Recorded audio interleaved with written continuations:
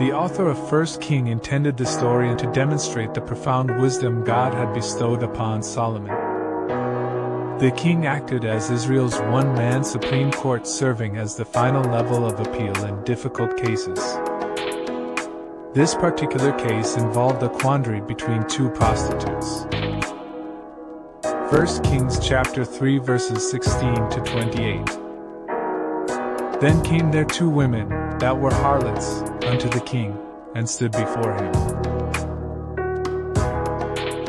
And the one woman said, O my lord, I and this woman dwell in one house, and I was delivered of a child with her in the house.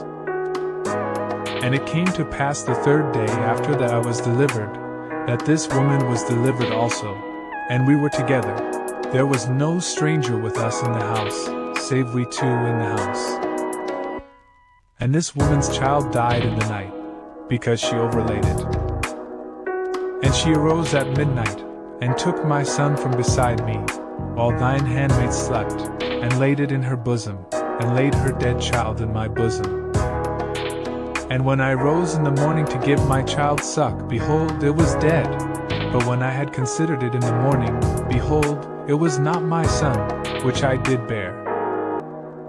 And the other woman said, Nay, but the living is my son, and the dead is thy son.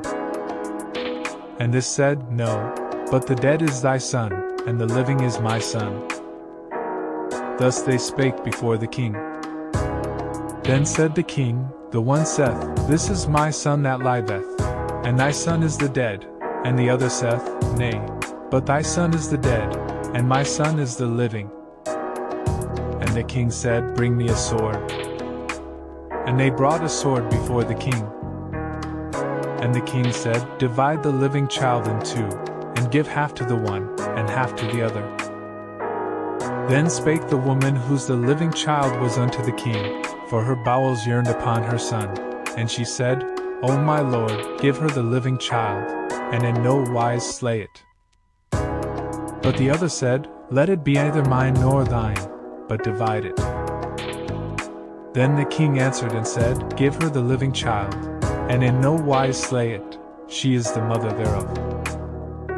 And all Israel heard of the judgment which the king had judged, and they feared the king, for they saw that the wisdom of God was in him, to do judgment. God bless you. Thanks for watching. By EBP Gospel TV. Subscribe for more videos.